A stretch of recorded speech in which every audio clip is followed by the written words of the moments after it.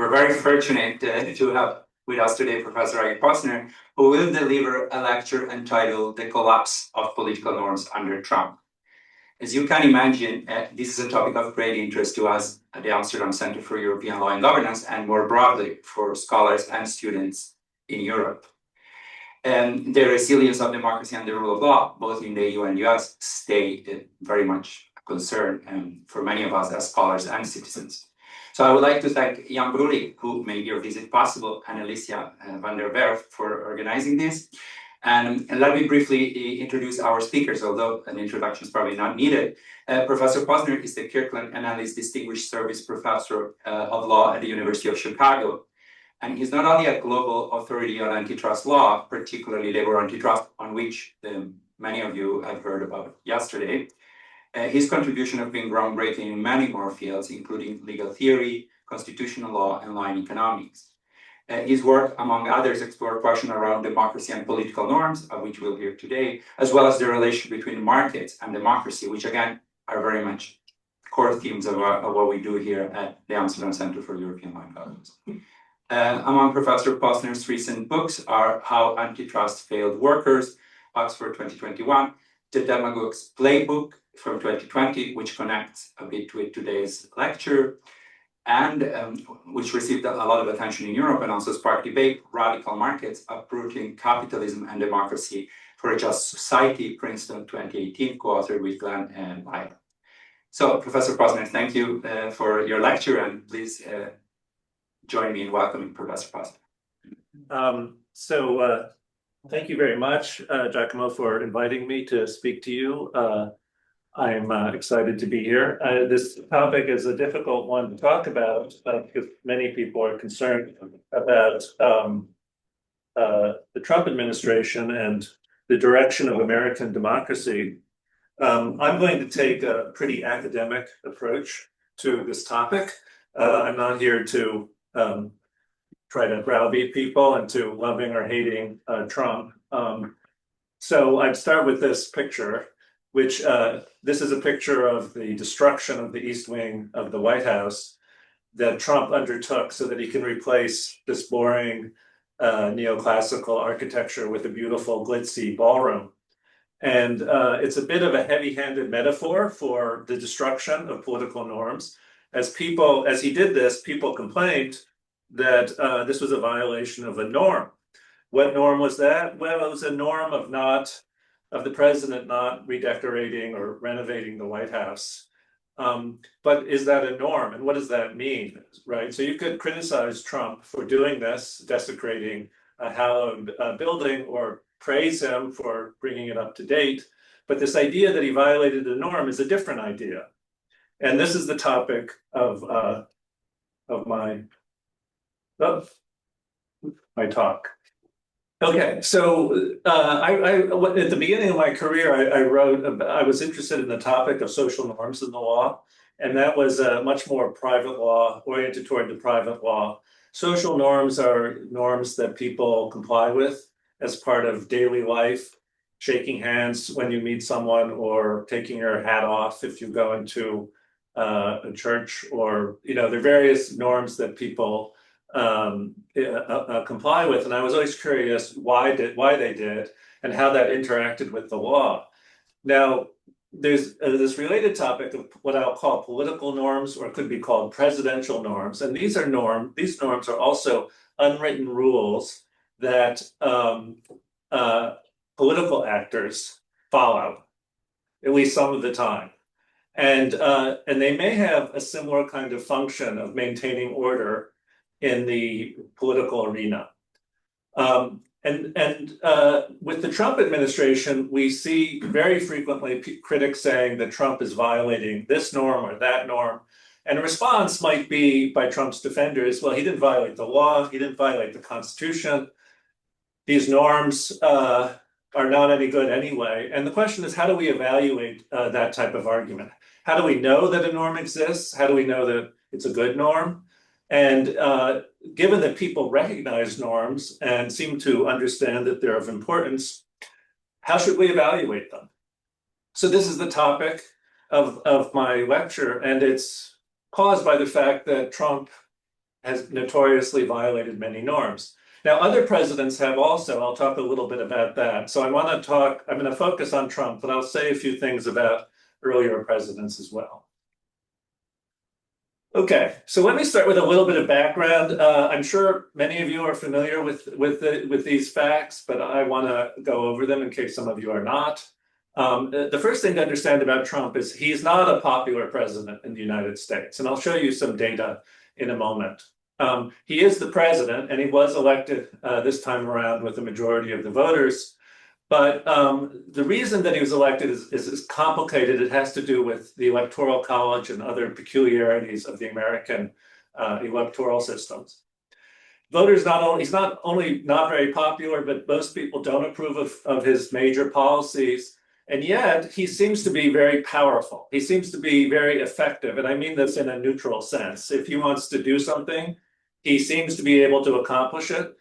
And this is in contrast to his earlier term, where there were many things that he promised to do and wanted to do and never was able to accomplish. So, for example, during his earlier term and his first campaign, he promised to build a wall that would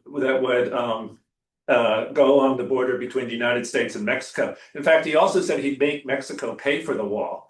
And in fact, he did not build the wall. And so obviously Mexico did not pay for the wall. He wasn't able to. He wasn't able to effectuate this goal. But this time around, he promised to raise tariffs and he promised to expel undocumented aliens. And he's done those things. And a question arises, how has he been able to do those things, given that he does not have a lot of political support among the general public? The presidents in the past who have accomplished a great deal, like Franklin Roosevelt, for example, have enormous support among the public. In the last 20 or 30 years, presidents who've been unpopular have not been effective. They've not been able to accomplish their goals without significant support among the public. So Trump has acted, and a clue here may be that the way he's been able to act has been to violate norms. Perhaps these are norms that other presidents were unwilling to violate or unable to violate. So here's a little bit of information. This line just shows Trump's net approval rating. So basically the percentage of people who approve of him minus the percentage of people who disapprove of him. And as you can see, he's in negative territory. He was popular briefly when he was elected. Presidents generally do get a bump in popularity right after they've been elected, but then his approval rating has just gone continuously down. And what is really striking about Trump and what distinguishes him a lot from most other presidents is that his approval rating never really seems to change very much. During his entire first term, he was always hovering around the 40 to 45% favorable. And now he's returned to that level. Whereas most other presidents, if they do something good that makes people happy, their popularity increases. And if they do something bad, their popularity declines. So this tells you something about the nature of Trump's support. There's a minority of American voters who are going to support him no matter what. But most Americans do not support him. This is also about the issues, right? So the pollsters have asked American voters or Americans generally, what do you think of Trump's handling of various topics? And as you can see, they're not very happy. Even on immigration, well, I'm not sure whether I should say even on immigration. People are unhappy about his immigration policies. I think there is general support for restricting migration into the United States and expelling people who are in the United States illegally, but they don't like the way a slight majority doesn't like the way Trump has gone about doing this, which, as you know, has been kind of violent or reckless. In trade, in the economy generally, and in the inflation, people are very unhappy with Trump. Okay, so there's not really a lot of support for what he's doing in the United States. So what's going on here? How's Trump able to stay in power or effectuate his will when people are generally unhappy with what he's doing? A lot of this comes down to partisanship. And these two graphs show the attitudes of Republicans to Democrats and Democrats to Republicans over the last 30 years or so. And as you can see, people who are members of the Republican Party have become more and more ferocious in their hatred of Democrats, and people in the Democratic Party have become more and more ferocious in their hatred of Republicans. So there's polarization going on in the United States. It seems to be, a very significant trend that predates Trump's elevation to the presidency by many years. But this kind of partisanship also, would tend to make it difficult to govern, at least to govern in the normal way, which is with the support of both parties or with the support of Congress and the voters generally. Now, I want to talk a little bit about Trump's effectiveness, and when I say effective, I mean at least the appearance and possibly the reality of changing what's going on in the United States, right? And this is very difficult to talk about because it's often, at least at this point, difficult to distinguish reality from performance or reality from appearance. But one helpful thing to do when you face these very complicated questions is to look at some data. So I have some more data here. In the United States, the president can act through executive orders. Now, he's not allowed to just make law through the executive orders, right? So executive orders are generally orders to members of the executive branch to act in certain ways, okay? But they have to be consistent with the law. And executive orders the number of executive orders that a president issues has often been used as a very rough index of how much he's trying to exert unilateral executive power. And as you can see, Trump far exceeds his predecessors in issuing executive orders. And this might suggest something about him being able to accomplish his goals unilaterally by issuing orders to his subordinates rather than working through Congress. Now, having said that, I do want to emphasize that these orders do not necessarily accomplish anything. So, for example, one of his executive orders purports to abolish birthright citizenship, the rule that anybody born in the United States is a citizen. This will go up before the Supreme Court. I'm willing to predict here publicly that the Supreme Court will not enforce the executive order. Trump has no authority to overturn a ruling of the Supreme Court that's over 100 years old. So many of these executive orders are meaningless. Some of them are ceremonial. But still, I think he wants to project power. And I think Trump is very interested in performing it and being seen as powerful, but also in exercising power. Here's another interesting graph which shows tariff revenue, right? So one of Trump's signature issues is raising tariffs, raising trade barriers. As you can see, compared to most of his predecessors, he has raised tariffs quite significantly, including his predecessor, Trump #1, in his first term. And so you might say, well, this shows that Trump really is having an effect because that's money that either Americans are paying through higher prices or foreign companies are absorbing or American companies are absorbing. So he has had a real effect through his tariff policy, and he raises these tariffs without actually following the law in any kind of clear way. This is also up before the Supreme Court. But I do want to point out to you that the one president who's close to Trump in raising tariffs is Biden. And so what's going on here, it's not just Trump has come along and said, okay, we're tired of neoliberalism and globalization. We're going to start imposing protectionist policies. Actually, Biden started that. And so what you see is that it's not just Trump, but other political actors who are responding to something deeper that's going on, which is the voters' unhappiness with free trade. So nonetheless, there's no doubt that Trump has been quite effective in this area. Here's another somewhat ambiguous index of Trump's effectiveness, which is legislation. So as you can see, Trump, during his first 100 days, only 6 laws were passed by Congress, even though both houses of Congress were controlled by and are controlled by Trump's party, the Republicans.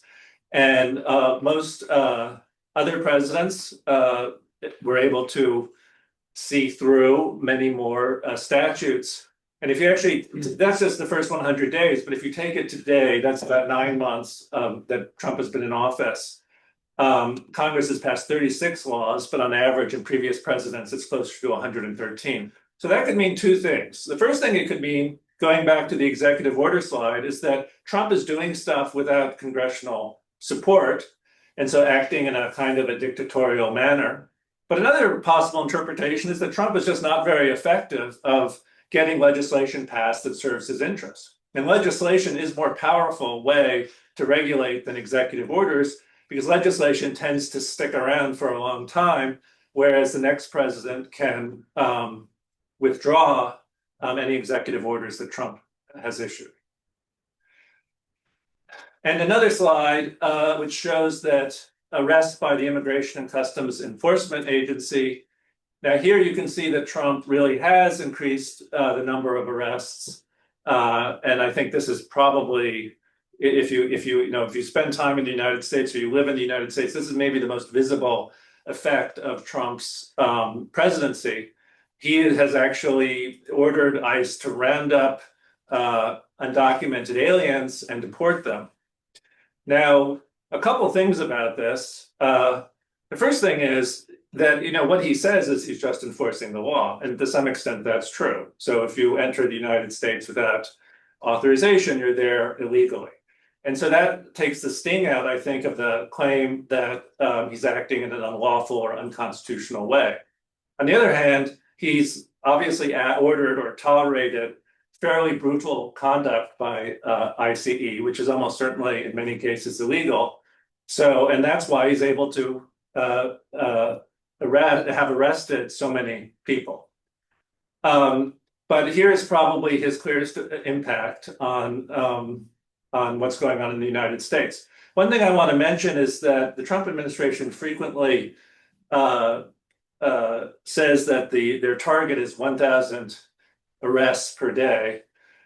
Be aware that most of these arrests, or many of these arrests, will not lead to deportations. And even if they're able to maintain this pace, it will take 30 years to deport or arrest all of the undocumented aliens in the United States. I think at some point, Trump, the government, they're going to declare victory and just stop rounding up people so aggressively. In fact, this is really just kind of American history, that there's always been this tolerance for some amount of illegal entry. But Trump has decided that this is a winning issue for him, and he's pursued it in a much more extreme way than previous presidents. All right, so let's talk about Trump's norm violations. I could spend the rest of the day reciting them to you. It's really truly amazing how many kinds of norms he's violated.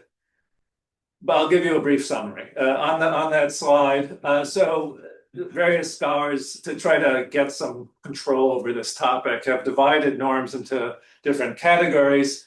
One is this idea that the president is supposed to be above politics, that the president should talk in a dignified way, talk about his opponents in a reasonably respectful way. But Trump never does that, right?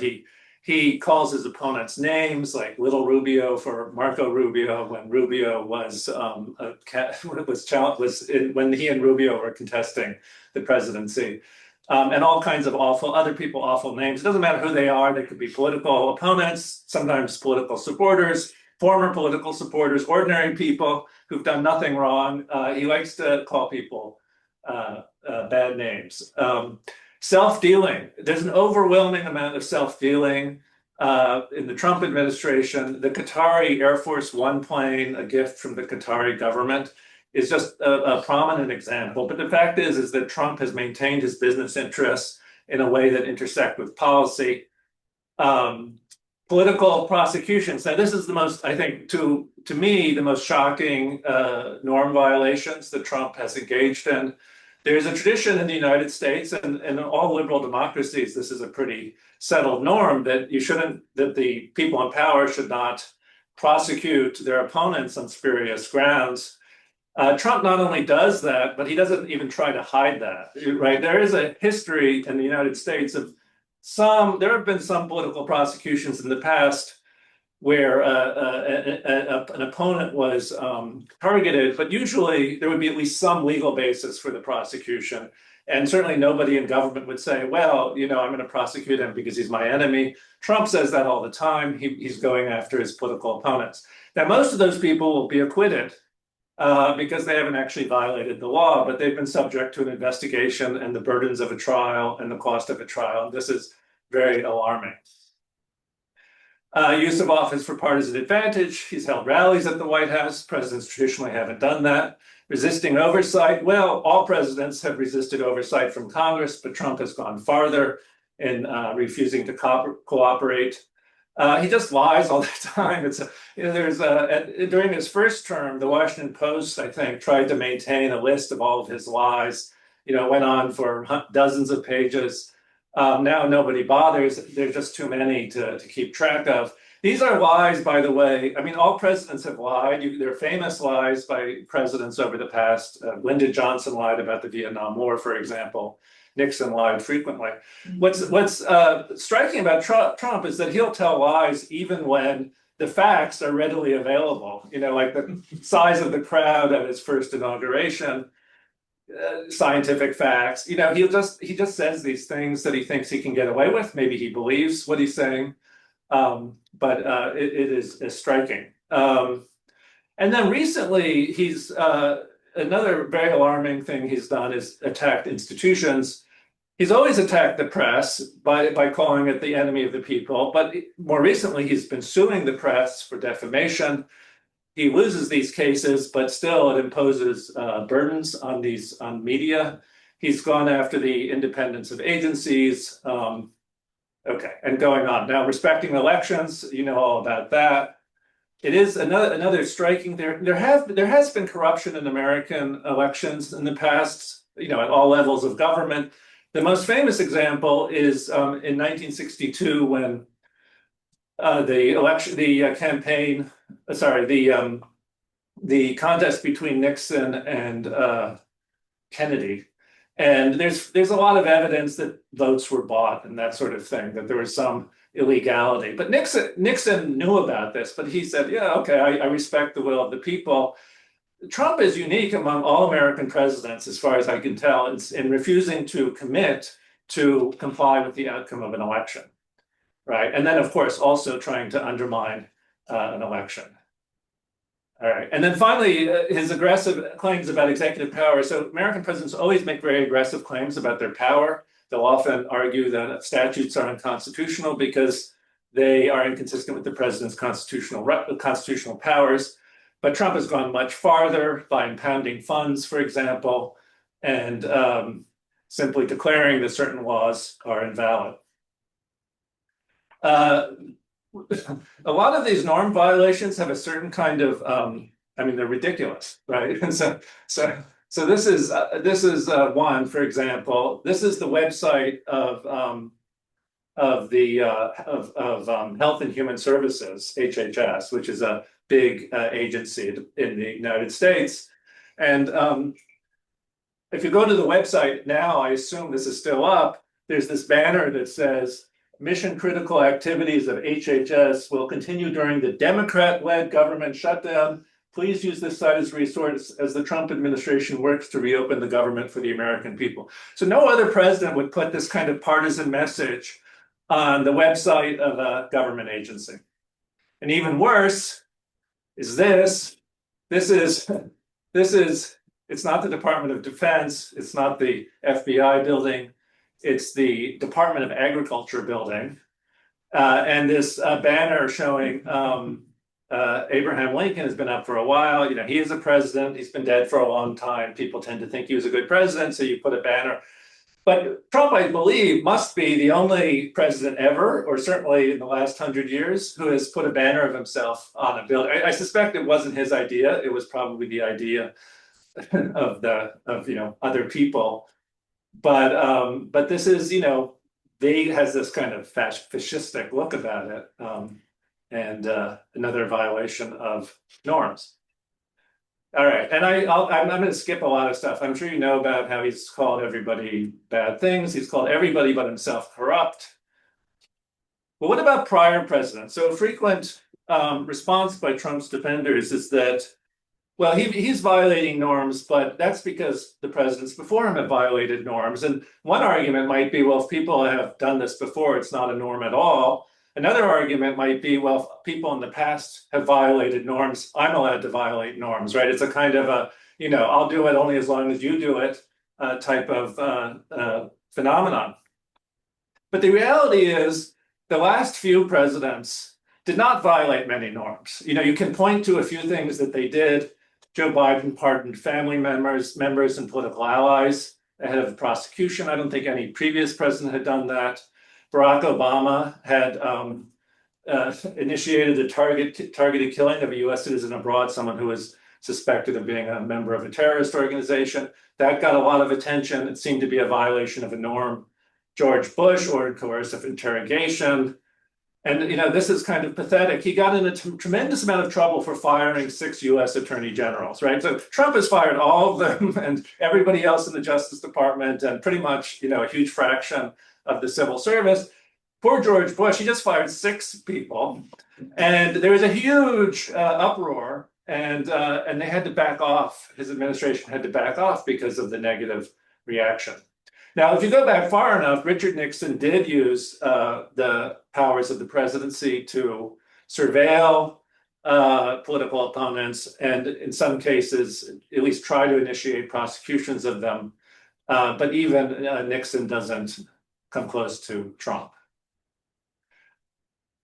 Now, what Trump has done is not completely unprecedented. So Giacomo mentioned an earlier book of mine called The Demagogue's Playbook.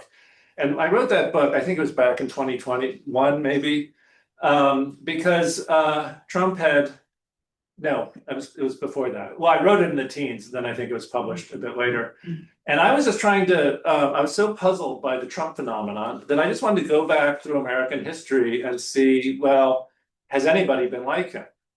And the answer is mostly no. I mean, if you go down and you look at, local officials, governors of states, state legislators, some members of Congress. There have been people like him before, but at the presidential level, there's been nobody like Trump, except possibly Andrew Jackson. And it's worth spending a few minutes on Jackson. Steve Bannon's Trump's, I don't know what to call him, semi-advisor, during the first administration brought Trump to the Hermitage, Jackson's home, for a kind of appearance, because Bannon, who has a kind of intellectual interest in history, wanted to make the connection between Jackson and Trump. And it's actually a kind of a shrewd move by Bannon, not that it had any impact on anybody. Jackson was a kind of a Trumpian president, or Trump is a kind of a Jacksonian president.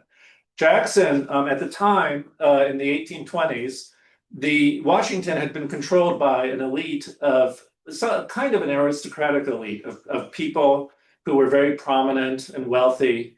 They all had 2 terms. Most of them had 2 terms, and it was a kind of a cozy upper class kind of not exactly oligarchy, but even in those days, it wasn't the case that everybody voted. There were property restrictions and so forth. So a lot of people began to feel resentful toward the elites who ran Washington.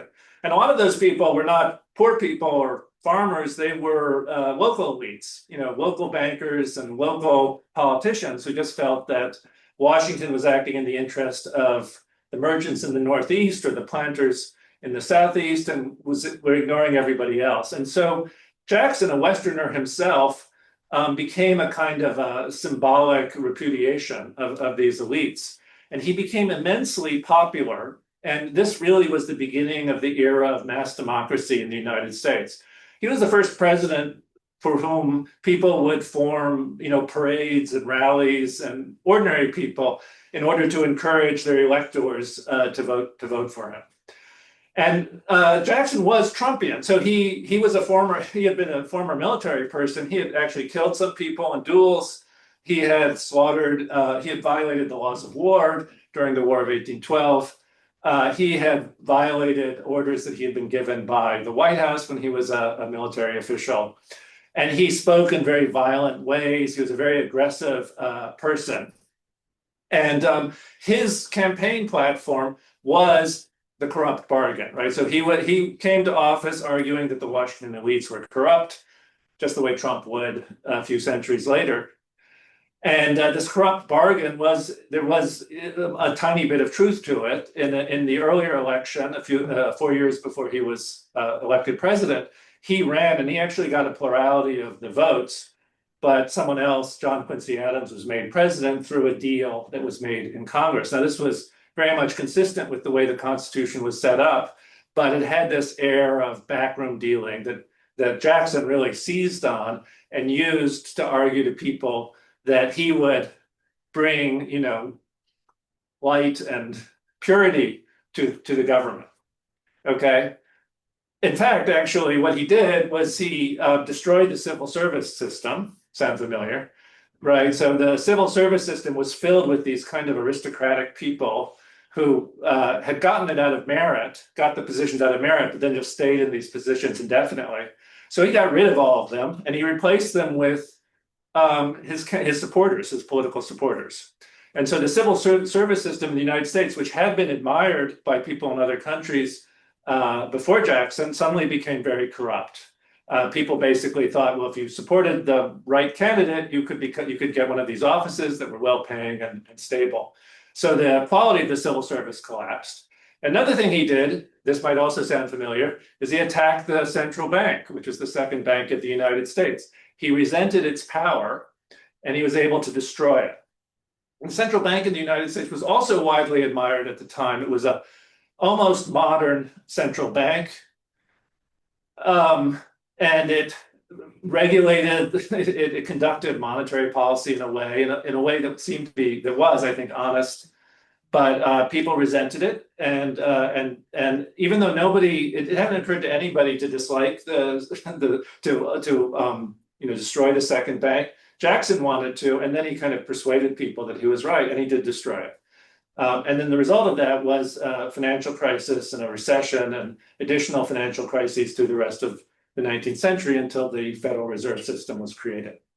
By the way, this picture is a famous painting. And this also, might make you think of Trump a little bit.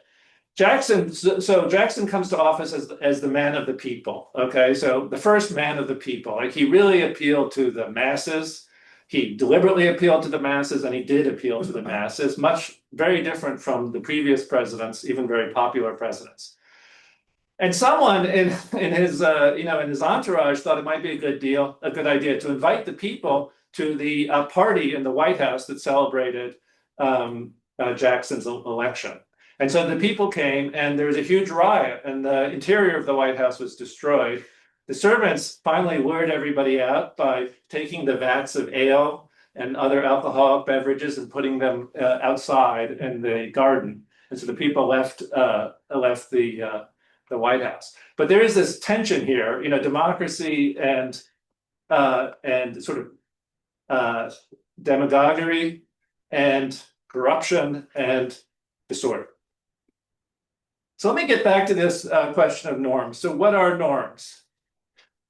So the word norm has an interesting ambiguity in English, and I imagine this is true in other languages as well. It can mean a purely morally neutral statistical norm. So, for example, when it's cold out, everybody wears, or nearly everybody wears, a heavy coat, a winter coat. So that's a statistical norm, but there's no moral content to it. If you go out, let's say, running without a heavy coat on, nobody's going to think that you are engaging in an immoral act.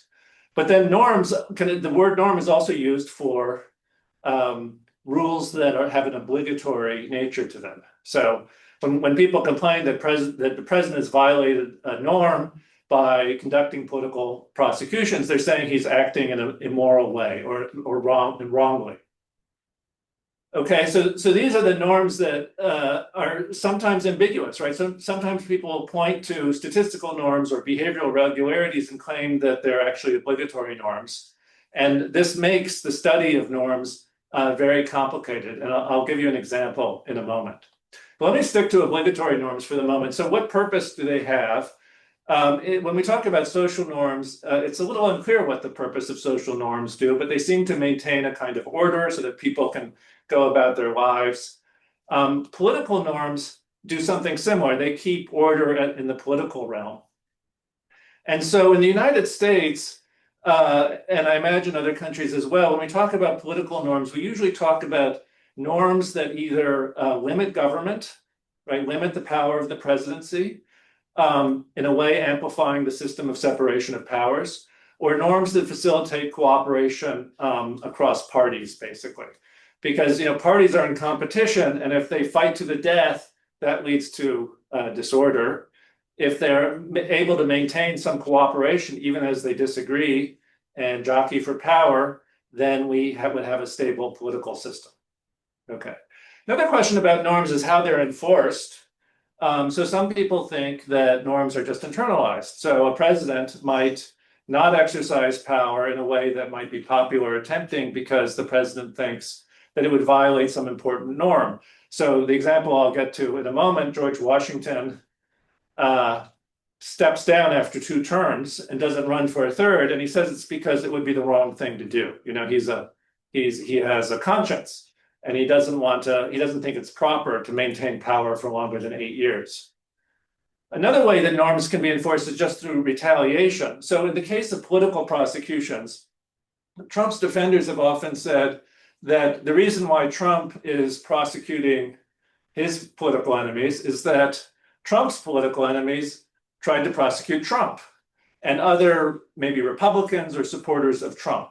Now, this is a kind of argument that is unavoidable, but I'm not going to make an argument about who's right. I have an opinion, but the structure of the argument is what's interesting to me, right? So the structure of the argument is there's this norm against prosecuting your political enemies, but if your political enemies start prosecuting me, then I have a right to retaliate once I'm in power and prosecute them. Because if I can't, there's nothing that would deter them from prosecuting me in the first place. So this is a tit for tat theory of norms.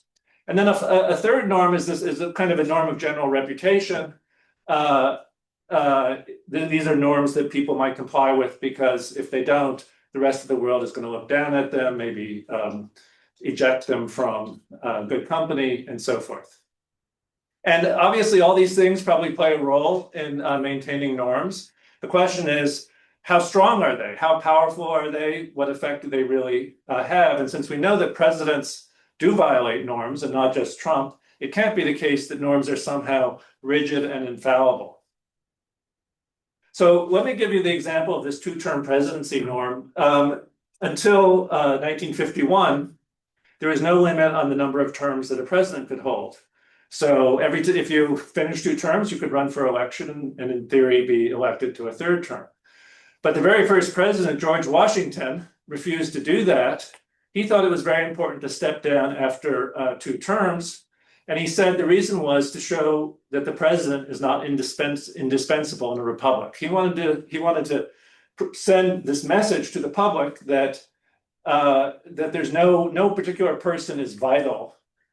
Because we live in a republic, meaning that the president only has some power and Congress, has most of the power. Now, so that is a kind of a moral norm that he thought was very important to broadcast to the public, so people would get this idea that the president shouldn't stay in office for too long. Now, it's also the case that he absolutely hated being president. Like everybody loved George Washington until he was president. Now everybody hated him and he was criticized all the time and it hurt his feelings. And he was old and exhausted when his 2nd term ended and was really relieved to go back to Mount Vernon. Nonetheless, other presidents would follow this norm. And I have this little table here. I dug out all the presidents who had 2 terms. And up until Franklin Roosevelt, none of them ran for a 3rd term in office. But pretty much all of them were miserable by the end of their 2nd term. Many of them were old and sick and would die a few years later. Virtually all of them were unpopular. Even Jefferson and Madison and other, very impressive people, by the end of 8 years, people were sick of them. People that then as now blame presidents for things that go wrong and are ready for a change. Okay. So why did Franklin Roosevelt violate this norm? Roosevelt said, well, it's 1940. There's a Great Depression going on. There could be a war soon. It would be a big mistake to change presidents. So out of my desire to serve the public, I volunteered to run for president for a third time. And he was elected and actually served into a fourth term. On the one hand, he was a very popular president, but on the other hand, people were worried that he would become a dictator. And so very quickly, the 22nd Amendment was ratified. It was pushed by Republicans, not by Democrats, because they were upset that Roosevelt was able to serve more than 2 terms. Okay, so this brings us to Trump. So what's going on with Trump? How is he able to get away with violating so many norms, which apparently seem, at least at a high level of generality, all of our previous presidents in the United States seem to have cared about norms, cared about norms. They could have cared about norms because they were, serious people who felt morally committed to ensuring that the presidency didn't become too powerful. They might have stuck with these norms because they were afraid of retaliation down the line. A lot of presidents, most presidents care about their legacy, and they're afraid that if they violate a lot of norms while they're president, then when the other party comes into power, they would do the same. Barack Obama actually said this when he was considering certain actions. I think this may have involved military force. He was afraid that if he did this, then future presidents, Republican presidents, would do it as well. So there's this kind of tit for tat theory. Or these presidents just think or are advised by their aides that if they violate the norm, the public will hate them, right? So the public cares about presidents complying with norms of good presidential behavior. So how might Trump have, what's different about Trump? So one theory is that Trump is an amateur, and I mean this in the technical sense. He was not a professional politician. I suppose he is now. Every president that the United States has had either rose through the ranks, the political ranks, or in a few cases have been military leaders. These are people who spend their, big portion of their life working with people that they disagree with or even hate. And this is where a lot of these norms of cooperation, political norms of cooperation, come from. So it may be that Trump, as a kind of an outsider, he didn't really, he hadn't internalized these norms simply because he hadn't had this experience as a politician, a senator or a representative or a governor engaging in give and take in good faith with the opposing party. I'm sure he was told, especially during his first term, that a lot of the things that he wanted to do would violate norms, and sometimes he may have followed the advice and other times he did not, but he was clearly skeptical and may have thought that these norms were really ways for the two political parties to maintain power, for the incumbents to maintain power, and he didn't care about that sort of thing. Theory 2 is that the traditional enforcers of norms have broken down. Okay, and so the major examples here are Congress, the courts, and the media. I'll show you some more data about this, but the bottom line is the Congress, the courts, and the media have lost a lot of their credibility with the American public. And so now people are afraid to challenge Trump, particularly Congress, particularly Republicans in Congress, because Trump has more authority among Republican voters than the members of Congress. And this is actually not the historical norm. People tend to be more supportive of the local politicians who represent them in Washington than the president. But because of a lot of the turmoil of the last 20 years, perhaps that has changed. Another possibility is that Trump is, he's kind of a performer, and he's realized that people like it sometimes when a powerful person violates norms. Okay, and this is actually very familiar. This is a theme of Hollywood, right? The outsider who enters some new business or arena of life and just breaks all the rules. There's also a long history of people admiring criminals, right? People who break the law and get away with it often become very popular. And I think part of what's going on here is that we all feel norms as constraining. And sometimes when there are people out there who are able to violate them and get away with it, we admire them. Whether or not that's true, it's certainly a great way to get attention. And Trump did get a lot of attention by violating norms. Institutional gridlock is another explanation. As long as the public is polarized, it's hard for Congress to get anything done, which means that if the president does stuff, it's hard for Congress to resist him. And then finally, borrow from Weber this idea of charismatic authority. This is a famously obscure concept, which nobody really understands, and I don't, certainly. But some politicians just seem to be different. And Trump really does seem to be different than American politicians. He seems to have an instinct for violating those norms that he can violate. And if you listen to any politician except for Trump, they always sound scripted. They always sound like, they've been told, don't say this, don't say that, be respectful to those people, you can attack those people. They don't have the spontaneity that Trump has, and maybe that's just some characteristic that he has.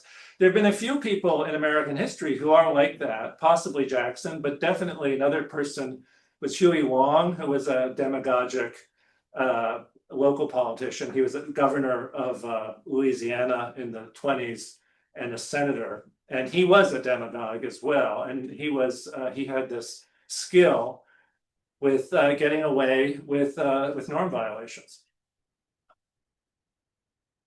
All right, so this just shows, this is a graph of Americans' confidence in U.S. institutions. You can't see it, but basically the bottom line here, on the bottom is Congress. So currently 6% of the public has a great deal of confidence in Congress. And at the top is small business, 32%. And I'm going to go up from the bottom. So Congress at 6%, television news at 6%, big business is 10%, interestingly. The criminal justice system, 12%, newspapers, 11%. So all of these traditional checks on presidential power have lost their credibility with the public. For reasons that are too complicated to go into, although I'd be happy to try to answer questions about them. This is also, I realize you can't read this also, but this is a historical graph going back from 1970 to the present, and it's American confidence in the institutions, and again, that's Congress, orange. The orange line is Congress, and you can see in 1970, more than 40% of Americans had confidence in this. And then it's been a pretty much, straight line down to a much smaller percentage. Meanwhile, the green line is the Supreme Court, and the top line is the military. So people tend to support the military, but these other institutions have lost the confidence of Americans. So as these institutions become weaker and weaker, they're no longer able to check the government. They're unable to check the president, right? So this raises the question whether anything can be done, whether it's hopeless. There are important moments in American history where norms have been revived after they were violated. I gave you the example already of Franklin Roosevelt's violation of the term limits norm. There was actually a real reaction to that. A constitutional amendment was enacted to limit the president to 2 terms. This is very unusual. It's very difficult to amend the US Constitution. Another famous example involved President Truman. He was challenged by Douglas MacArthur, the military leader during the Korean War. Truman fired him for insubordination. And for a moment, it looked like the public would prefer MacArthur to Truman as president. Truman was very unpopular. And MacArthur went on this kind of weird victory tour in the United States. But then when he actually opened his mouth, he said dumb things. People didn't like him.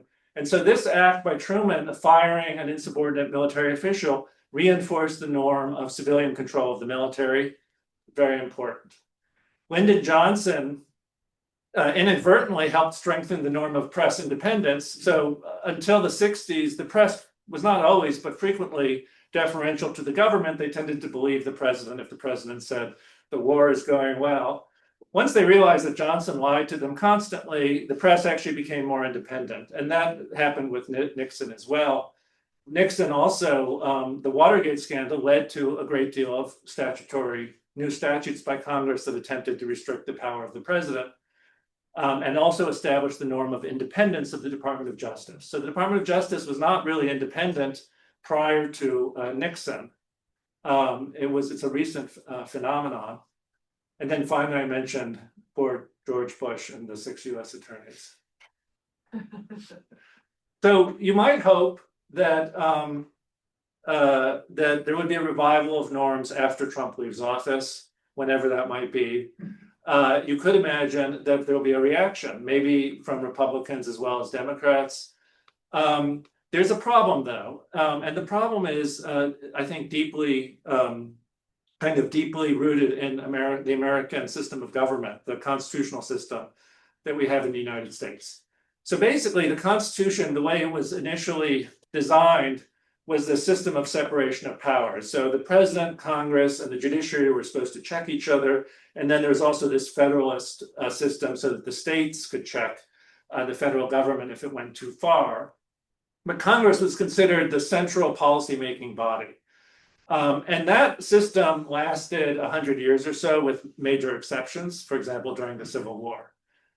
But as the economy became more centralized, as communications technology and transportation technology changed, it became clear that the U.S. Congress was too institutionally clunky to keep up with the times. And so what Congress did was it began to delegate power to the executive branch controlled by the president.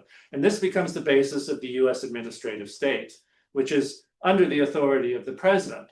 Now, the theory was that Congress just couldn't keep up with the pace of change, constantly changing laws to deal with new environmental problems or what have you. The president could, and the bureaucracy could, but and in a way this was true. So the U.S. government became much more active with the rise of the administrative state. But this administrative state is very much in tension with this original separation of powers idea. If we were to reassert Congress's power, reassert the judiciary's power, the separation of powers, we would weaken the administrative state, which means that the US government wouldn't be able to accomplish many things that people legitimately care about.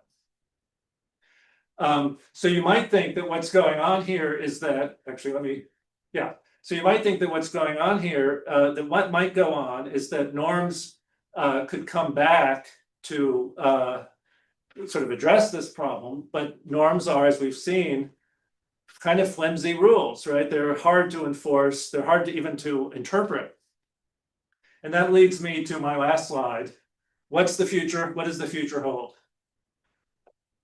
So one future is that Trump becomes a dictator. I don't really think that's going to happen, but a lot of people do. So I do think that there's serious concern that norms of presidential constraint will erode so much that Trump and his successors, probably more likely his successors, will just have too much power, more power than is healthy for a democracy or any country. That's one possibility that we have to keep in mind. Another possibility is institutional reform. So it's possible, just like in the case of Watergate, that people, the voters, Congress will react to the Trump administration by imposing, passing more statutes or supporting more statutes that would constrain the president. But this is the problem that I mentioned before, that if you constrain the president and the administrative state, then it might make the administrative state too weak. And the Supreme Court doesn't seem likely to uphold attempts to constrain the president directly. And so the last possibility is that maybe norms will be revitalized after the Trump presidency, because people actually do fear democratic erosion. And this is something that people on both sides of the aisle might fear. So that is a possibility. And the advantage, of course, of this is that there could be constraints on the president that are effective, at least on a future president, but only time will tell. So that's it for my talk. Thank you very much.